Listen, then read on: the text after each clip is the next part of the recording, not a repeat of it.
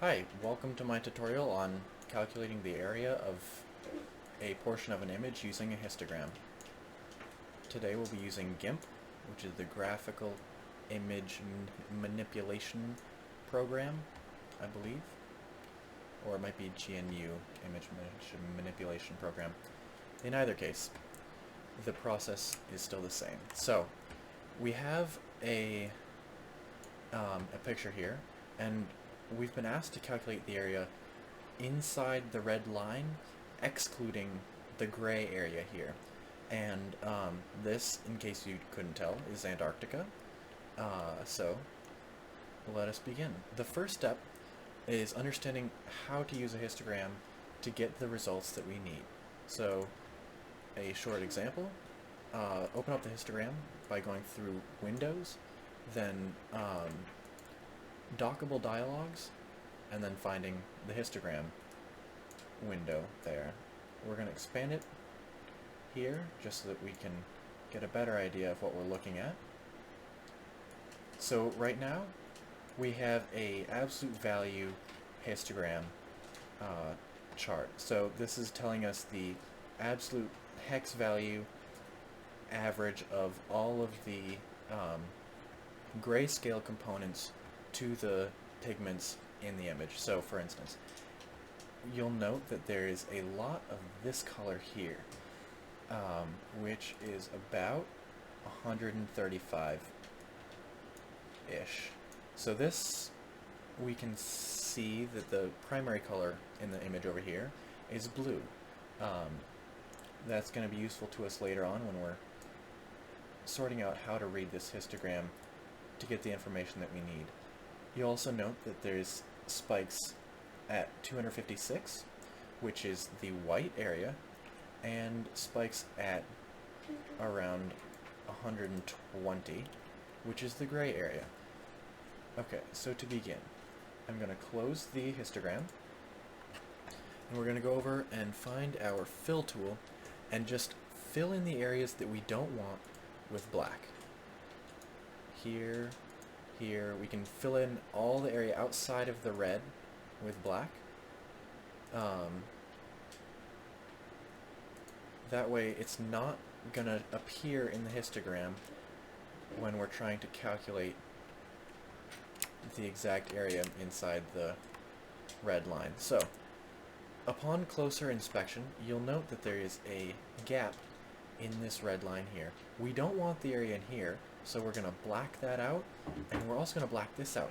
But because there's that red line, it accidentally blacks out pretty much the entire white portion. So we're going to Control Z out of that, and go over here, swap our colors really quickly, find the eyedropper tool, so we can get a nice pink there to match the line so that it sort of all looks right and makes sense. Hit OK. Go over to our pencil tool, or brush, whichever you want to call it. The size right now is at 60, so I'm going to take that down to, let's say 10 or so. Seems to be a good size. That's about that large. We're just going to fill that little spot in. And before we go any further, we're going to check around the other borders to see if there are spaces that need to be filled in with the red stuff. Like here, you'll note there's a gap in the white. And so we're just going to sort of fill that in about where it looks to be correct. Make that go all the way into the gray so that we don't include this blue area. Going up here, we can just touch that up a little bit, make it look pretty. It's kind of a pain to do with a mouse. I wouldn't recommend that personally. And there's also a little bit of gap in the red line through there, so we're just going to make an estimate. Really, this isn't going to affect the area at all, as you'll see. And we can go back to filling in with the black. So we're going to go switch black and switch to the filler tool. Oops, that was the wrong place. Here we go. Back to where we actually need to be filling in. That we can touch up with a brush later. It doesn't look that great, and we want to get as much of the white out of there as possible. areas like this are important that we might not catch with the brush later just because they're tucked away inland. As with this, back to the original filling in problem. And over here, double check everything. Looks pretty good. So we're going to go and we're going to go switch to this tool. Bring that size up. 45 is pretty good for what we're trying to do. Just get rid of all the white bits around the outside. It's not strictly necessary because this doesn't contribute any meaningful mass to the overall area.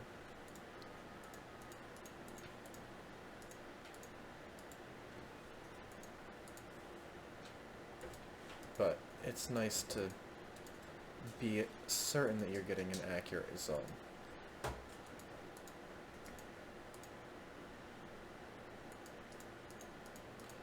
There we go. That's going much more quickly. The reason I'm clicking instead of dragging is so that if I were to make an error, it's a really easy Control-Z from one click instead of having to remove the whole line that I just painted. It's a trick that you Photoshoppers might know more than the rest of us, but it comes in handy a lot. Just go back through. We can get rid of most of that right there. That doesn't particularly matter. If we want to drop the brush size down a little bit, we can bring that back down to 17 or so. Looks pretty good. Just get rid of that. There you go. Bring it back up maybe.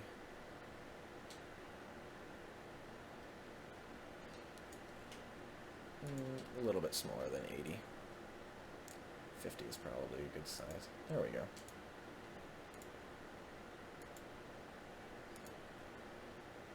Okay. After we've pretty much finished touching all that up, we can go in and start filling in the areas that we need to be white. So when we read the histogram, all the data points that we're trying to measure are collected in one space, just to make our lives a lot easier. This will make sense in a little bit once we start doing that. So we can get rid of most of the pink and stuff, because again, the pink is not what we're measuring and it doesn't amount for any actual area. It's not going to make a difference in our results, whether we have it included or not. So I'm going to drop that brush size down, maybe 16? That looks pretty good. Making sure not to infringe too far upon the gray bits, but there we go. Not too shabby. Double check, triple check. We can go through here. One more pass just to make it look nice. And that is pretty much all good for filling in the blacks. Now we're just going to go and swap colors, reset that to white. Oh, I don't know why it's not resetting to white, but okay, there we go. And start filling in the blues here.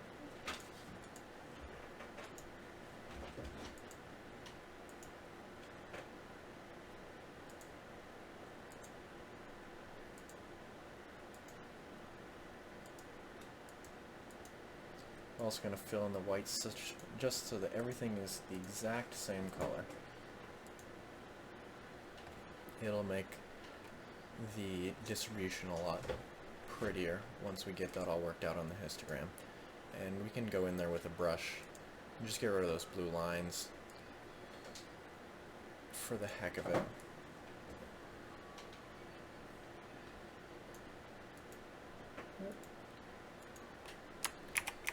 That's an instance where it's a good idea not to draw everything in one stroke.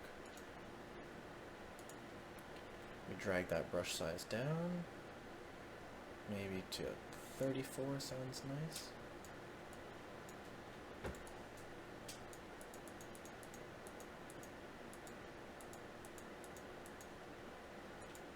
There we go. It's looking pretty good.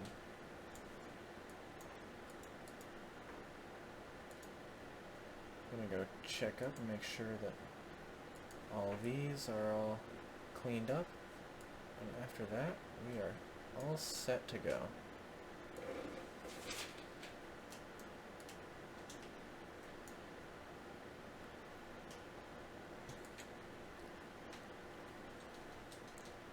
That is looking quite beautiful. Just gonna take that out for the heck of it.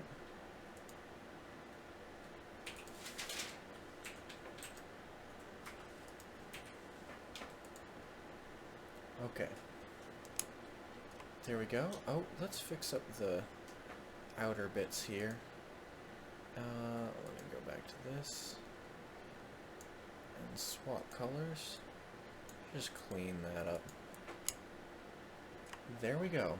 A very beautiful, elegant, 3-color picture. And let me just, again, for consistency's sake, we're going to dye in the entire Antarctica land region such that it's the same color and doesn't spread out over our histogram. Now let's reopen that histogram by going to the Windows, Dockable Dialogues, and Histogram. Expand that window up so we can see what we're doing. I wish these numbers down at the bottom weren't so gosh darn tiny, but we'll manage, don't you worry.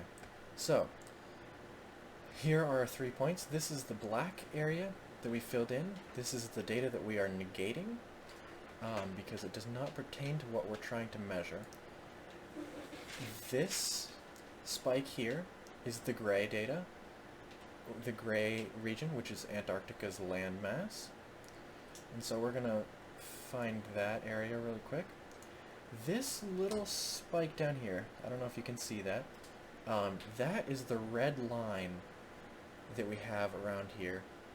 Oh, no, sorry, correction. That is the little bits of blue. You see a little bit of blue here, and sort of sparkle all around the red line. That's the blue. And if we zoom in closer, this portion here, this spiky bit that sort of steps up, it's also really hard to see. That is going to be our red line, I believe, because that does not have any blues or greens, giving it a pretty high value, and it's also a lighter shade. But it doesn't particularly matter to us. We're going to include that in our data because it asks for the region bounded by the red line. If we want, we could just include half of that so that it splits it right down the middle of the line. But for now, we're going to, oops, sorry. We're going to open up our notepad and write down the pixels information here. So for gray, if you look down in this number here, we have about 600,000 pixels. So 591922 pixels.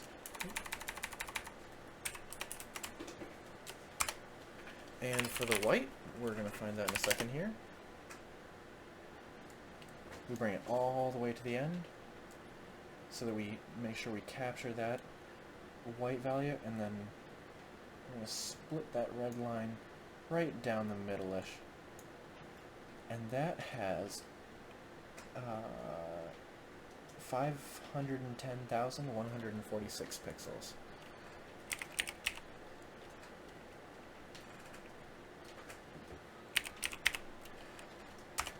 Beautiful. And so from previous research, which I can show you in a second here, if we just go to YouTube or go to Wikipedia and ask, or go to Google, ask how big is Antarctica in square kilometers? So I gave us miles squared. We don't want miles squared. We want this number here, 14 million square kilometers. So we know that the gray is 14 million square kilometers.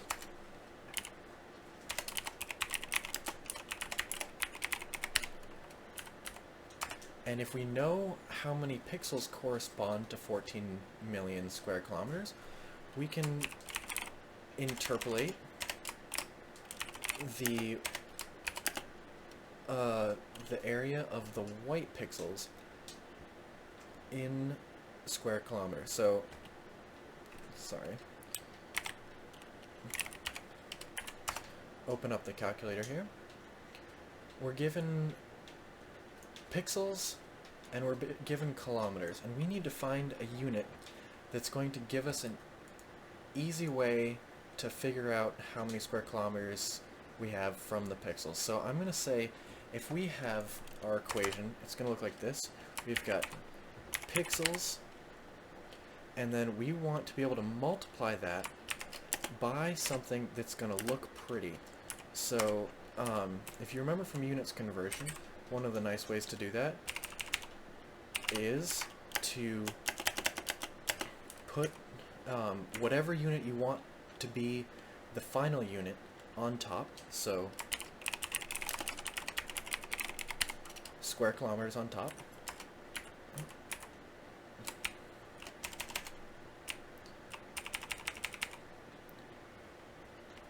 And then on the bottom, we want to eliminate this pixels unit. That was precarious. Lol. Sorry, the trash can just fell behind me. We want to eliminate the pixels in the front, so we're going to divide by pixels on the bottom. And to get a nice number with these units, we're going to take the square kilometers and we're going to divide it by the gray pixels. So if we take 14 million over here, 14 million, and divide that by this number here, that returns a 23.65. So our units become 23.65, and we'll take some more units, or more figures there, just so that we can maintain some sense of accuracy over the several millions of digits that we're calculating, or the 6 or 7 digits that we're calculating. 23.65, 1764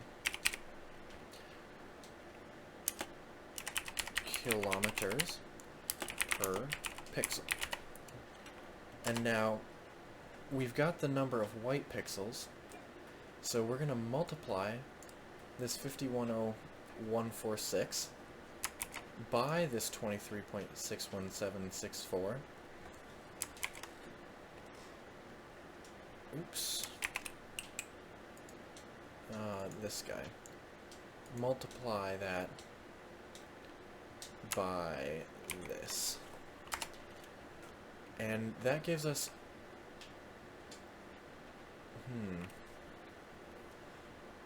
That appears to be the right number. Yes, 12 million square kilometers. Sorry. 12,065,853 square kilometers.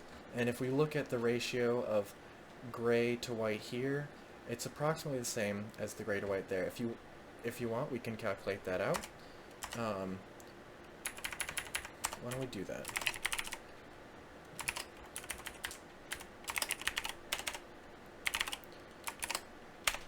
Here we go. So we're just going to take this number, divide it by this number, 1.16, 1.16, and we're going to do that for this as well. So we're going to take the 14 million, divide it by the 12 million-ish, and we get the exact same number. Perfect. This helps us prove that the area in white that we calculated from the histogram is correct in square kilometers. These ratios are the same, all the numbers line up. There you go. Thank you for watching. That was my tutorial on how to calculate the area of a region within a picture using GIMP and a histogram. Thank you.